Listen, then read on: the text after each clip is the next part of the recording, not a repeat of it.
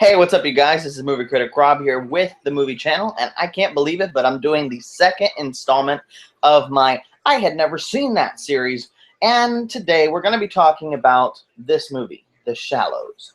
Now, The Shallows is another movie in the shark attack subgenre of cinema, which has not seen its best days, I think, until now.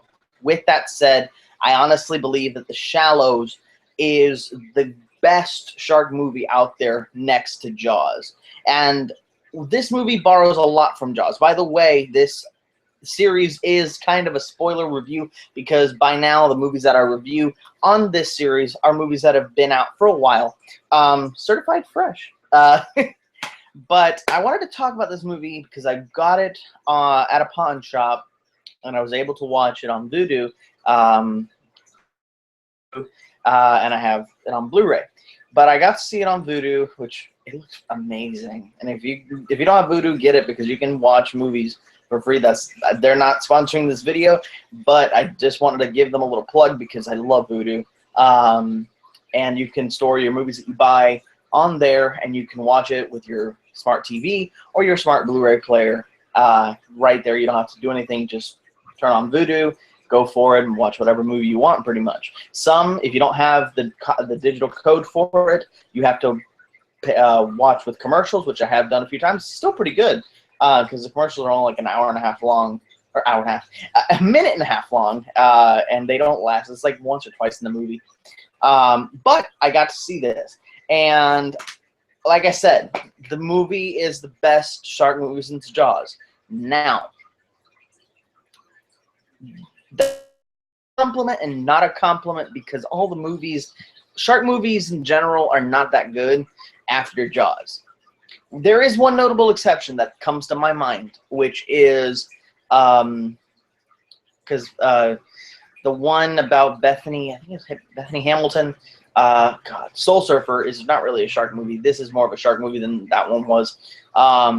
But the only other shark movie that holds up in my mind in the pantheon of shark movies is Deep Blue Sea, which came out, starred Samuel L. Jackson, Saffron Burrows, a few other notable actors such as Stellan Skarsgård and so on. Other than Deep Blue Sea and Jaws, there really hasn't been another good shark movie. Well, that trend ends now with The Shallows. One thing I loved about The Shallows is, I mean, you know, borrow, fix it. And one of the things that I liked with The Shallows is it kind of took the Spielberg approach of don't show the shark, but I like what they did.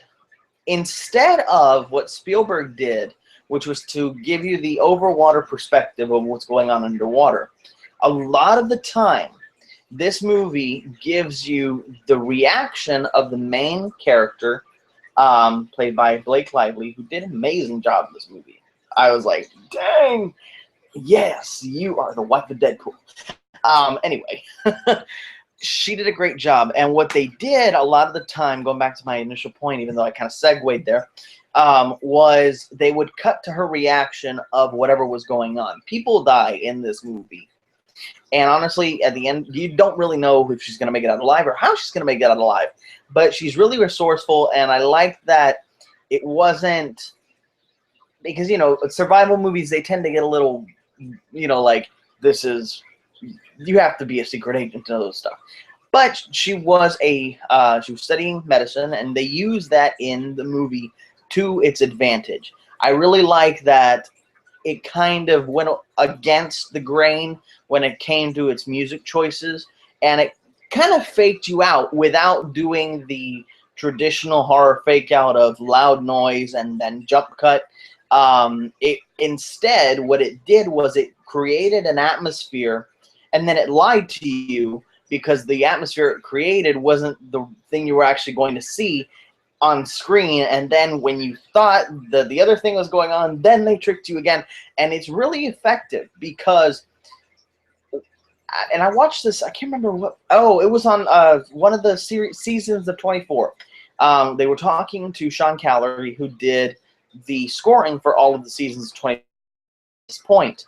And he was talking about how the mood of, or how the music can really set the tone even more than what you're looking at. And that's insanely true for this movie. And it used music and sound to such a great degree that it elevates what would have been a very run-of-the-mill movie. And this was nowhere near a run-of-the-mill movie because of the choices, intelligent choices that this movie makes.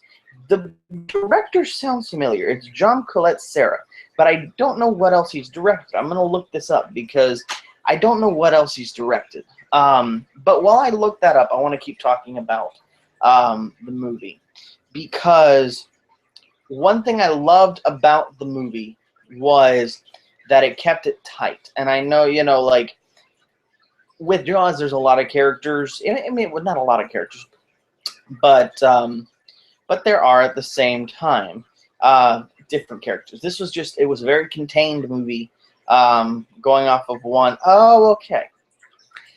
Let me segue here. Kind of not really a segue, but John Collet-Serra. I knew I recognized the name, but I didn't know why I recognized the name. I'll pull up my handy-dandy Googles. And he also directed Unknown, Nonstop, and Run All, I think it's Run All Night. House of Wax, Orphan. So this guy, he's a horror guy, and a thriller guy. And I like that this has been his latest movie in the pantheon of what he's directed, because you really can tell that he is not the run-of-the-mill horror guy or the run-of-the-mill thriller guy based on what he's written. I love Unknown, and the other movies that he's done. The more horror stuff, but the more thriller stuff I have, and it's really it's not the conventional way, and I like that. Which is the best way I can describe The Shallows as being, is not conventional, and I'm glad that it isn't, because if it was conventional, it would fall into the pit that every other shark movie falls into, because every other shark movie's conventions come from Jaws, and back when Jaws did it, it was original, but ever since then, it's like, do something different, do something fresh, and this movie did it.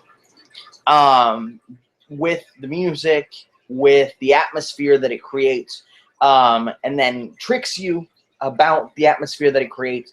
I'm trying to not give spoilers and give spoilers at the same time, because this is one movie where it's usually movies like this that I wait a long time for. I don't really care about like giving spoilers, but this is such a great movie that I don't want to give away stuff like the ending and how she gets off of, you know, out of the situation that she's in with the shark. Because obviously, if you've seen the trailer, you know it's a lady trying to get out of an island with the shark running, you know, running around. You know, the shark's on land.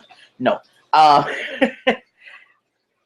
The shark swimming around. There we go.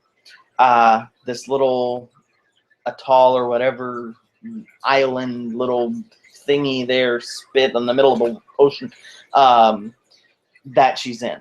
And I like that they kind of built the character a little bit before the stuff happens and even after the stuff happens. And the seagull's a great addition to this. If you watch the movie, but I really do recommend this movie. I like the choices that it makes in not being conventional. And I know I've said that 3 times now, but that really is what hit it home for me and made it more than just another movie. Because usually with a shark movie, you'll have like the jump scare where, oh my gosh, and there's the shark. And this movie didn't do that. It pulled you in with this suspense. And then when the action, it was intense action, but it wasn't just like one moment of boom. It was, oh my gosh, is she going to get to wherever she needs to get, or is she going to get whatever she needs to get? It was such a great movie because of that. And I applaud everybody involved in making The Shallows because it was amazing. And I like how she gets out, and how she's able to get out of the situation that she's in. I thought that was really creative. At first, I'm like, what is she doing? What is she doing? What's she doing? And then I'm like, oh my gosh, yes. And it's awesome. And I'm not giving it away because I want y'all to see it. So with all that said, go out and get this movie. Get it on Netflix, or I don't know if it's on Netflix. Get it on Redbox. Get it on Blu-ray and enjoy it and whenever you want, because this is one that I would definitely recommend getting the Blu-ray for, and definitely would recommend watching this a lot because it was good. And I think that this is not going to get dull with repeat viewings because it's so rich in what it does and how it's able to pull off what it's able to do. So go out, get this movie, get it. It's worth every penny. I'm glad I paid only $5 for it, because I got a heck of a steal. This has been Movie Critic Rob with the Movie Channel. As always, now I'm signing off.